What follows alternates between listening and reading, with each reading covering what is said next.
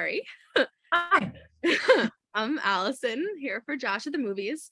Thank you so much for joining me today to talk about Who Invited Them. Josh couldn't join, but we both love the film's unique dark comedy horror aesthetic. Thank you. Me too. It was a great film. I just want to start off by asking what pulled you into Duncan Birmingham's orbit? What was it like filming on location in LA? And was this before or after the pandemic had begun? This was, surprisingly, we shot the whole movie in 2 weeks. Oh my God. Yeah, it was shot all overnight. And this was September of last year. So still, obviously, still mid-pandemic, post like lockdown. I don't love scary movies myself. I'm a wuss. I get scared. When I read this script, I laughed out loud so many times. I couldn't believe how funny it was. I hadn't seen, it's a skill to combine the kind of thriller element with so much comedy. So I definitely was like immediately pulled towards it. And Duncan is brilliant. It's always really cool to have the writer be the director as well, because they can change the lines with you as you're going. So we kind of inspired each other throughout the whole thing. I mean, it was, when you shoot something like that all overnight in 2 weeks with really 4 people, we got so close. I mean, no one else is awake because we were shooting from, like 6 p.m. to 4 a.m. Oh my God. So it was like the secret. We're making this movie in secret while the rest of the world is asleep. It was really cool and a really unique experience and obviously so much fun. And you're basically nocturnal for 2 months. Yes. It was really cool. So how did your years of playing Murphy Mason and In the Dark, who's known for lying and manipulating people exactly like this character, prepare you to play Sasha in this film? It was so fun to play something so different. I mean, but I always think the most challenging scenes or characters as an actor are when I'm acting as someone else who's acting. So Sasha, the entire film is pretending, right? So like that's such a hard, it's like a double whammy of like pretending to pretend while she's so different than Murphy. I mean, it was fun to like tap into that same element of playing a character who is manipulating another character, by pretending to be something they're not. But it was definitely fun and a challenge to be in a pretty dress and like, just pretend to be this like ritzy Hills housewife. Yes. Even though she's not that either. So totally. So yeah. I have one more question related to In the Dark and then we'll move on. But how does it feel saying goodbye to Murphy after so many years? Anything you can tease about the finale? I mean, I definitely I'm still struggling with the fact that I'm, I said goodbye to that brown coat and 4 years in that same outfit. My costume fittings for that show were always the shortest because but I mean, I think we ended the show on a high. It's by far our best season, by far. It's the strongest acting, in my opinion. It's the strongest writing. It's the strongest storytelling. It's the most dramatic, the most fulfilling. I don't know if we could have topped this finale. I think the story is like, I don't know, where Murphy lands at the end of season 4 is a very emotional yet very fulfilling end to the story of In the Dark. So, I mean, I could have kept going for 20 years probably. I do think it's kind of perfectly summed up to the point where obviously there could be more, but we ended right at the peak, in my opinion. I'm so glad at least we have a couple more left, but I'm very sad to say goodbye to as well. I know. And Pretzel, how am I going to live without him? I was going to ask about Pretzel, but I feel like I could talk about the show forever and I want to talk about Who Invited Them. So I don't want to go off on a tangent for so long, but I love the show. But so from here on out, you can feel free to talk about spoilers about Who Invited Them. So the conversations felt very organic and natural, especially since the majority of the film hinges on this vibe between 2 couples. How much improv was involved, if any? Well, like I was saying, I mean, that was kind of the bonus of having the writer also be the director. I mean, Duncan was there to let us play and give us an idea. And I mean, we had so much fun. He would just keep running in and saying, okay, now say this, now say that. So we were able to improv and kind of play and take his cues and let him kind of steer a scene in one direction and then change his mind and then go back. And so we had all different kinds of options, but there was definitely a lot of improv, and a lot of it came so naturally just because, like I said, we spent those 14 days overnight together, just us four. So we got super close and ended up becoming like, I know multiple people who have seen the film have said, like, you guys seem like you've been friends for so long. And we really did feel that we got along so well. It was like, we all said after we finished that movie, this was like one of the very special, unique experience that like we'll never forget. Oh, that's so sweet. I love it. It was pretty awesome.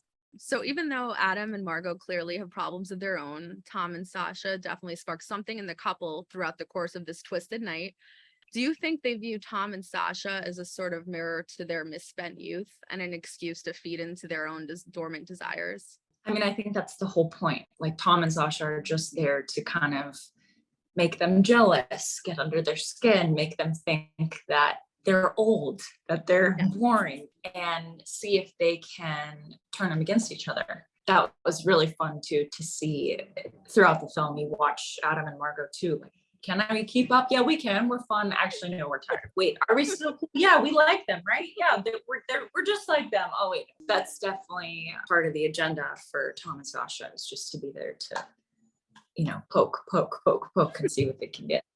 Definitely. There was a term for it too, but I'm blanking on what it was right now. It was some sort of therapy, couples therapy thing. And I saw that there was a note in the actual song that was playing. It seemed like it was from an album, Couples Therapy or something, which I thought oh, really? was like interesting. Yeah, I looked it up and it said couples therapy, unless I looked up something wrong. The punching game, or the punching scene in the living room, is probably my favorite scene of the movie, when Sasha and Tom are saying, yeah, you like hit each other. It's like, it's part of primal scream therapy. Yeah. So not true.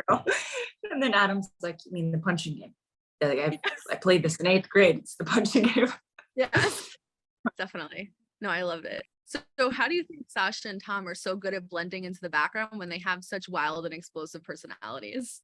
I mean, that was something we both, I mean, Tim was so fun too. We both talked about a lot before we even started filming. If we are such these distorted people, how do we ride that line between being subtle and carrying ourselves in a way that people would be drawn to us, being slightly mysterious, but not overdoing it to the, you know, the audience needs to know.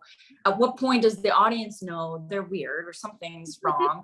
You know, but at the same time, it can't be too much that Adam and Margo would immediately be like, these people are crazy, right? So there was this the whole time Tim and I were like, where are the moments where the audience can see something that Margo and Adam don't see, or where are the moments where we can be very subtle, and where are the moments where we need to let the audience know that something's off. That was a challenge the whole time, and luckily Duncan too also really set up ways for us to kind of, you know, you think a conversation's going well and it's all fun, and then Tom or Sasha will say one thing that's like a little too far. Yeah. Just, you know, but again, not in a threatening way that Adam or Margo would. It's this master manipulation process of like Adam and Margo thinking, well, then what's wrong with me? Because, you know, if they think it's funny, I should think it's funny. Yeah. Anyway, the subtlety thing was a very challenging, but like really fun thing to toy between. There's definitely a line of going too far and then trying yes. Yes, totally. Was it confusing to get into Sasha's headspace in the respect that you had to believably both be Tom's sibling and his spouse? That was another thing, that going back to that subtlety, like, if they're supposed to be a couple, if I'm too touchy, is it going to be less believable? Because usually, you know, okay, if I'm thinking like a married couple that's been married with a kid, they might not be that all over each other, but maybe they would be, because that would make Adam and Margo jealous. Like, you know, again, that subtlety of like making sure we look like a believable couple, but also not going over the top, that it seems unrelatable to Adam and Margo. So, I mean, he was awesome, and we both played around with like looks to each other just to make sure it always seemed like we were a very connected couple, and that we were a mom and dad who are just on the same Mom and page, dad, exactly. just totally in sync and one. We had fun finding that too. So where Tom schmoozes Adam to stroke his ego, Sasha encourages Margo's darker side. What about Sasha do you think makes Margo more willing to let her inhibitions run free?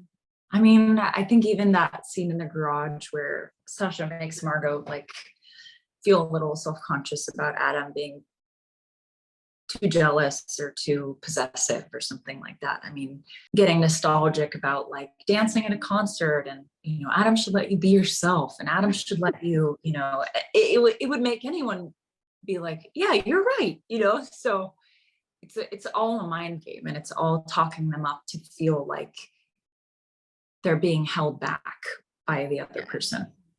Okay. Even though she's not at all. They have a great relationship, it seems like. But I think convincing her that Adam is putting her in the mommy box or is too controlling or too possessive would make any woman feel like, wait a second, I need to stand up for myself. I need to do more things for me. So that definitely worked on Margo. So what was your first reaction when you read the big twist in the script? I didn't even know like when it was coming. It's crazy how the whole like first 2/3 of the movie in a way feel like a completely different movie than like the very end of the film. I was shocked. I thought it was just when you think maybe something's going to happen, it doesn't. And you think something's going to happen, then it doesn't. Tom and Sasha leave the house and you think they're not going to be able to get into their house. That looks like their keys aren't working, and then they get in. You know, even when I was reading, I was like, where is it? Where is it? Where is it? Where is it? That'll be fun for the audience too, to try to, you know, figure out when they think their instincts are right about Tom and Sasha. I'm excited for everyone else to see it. Me too.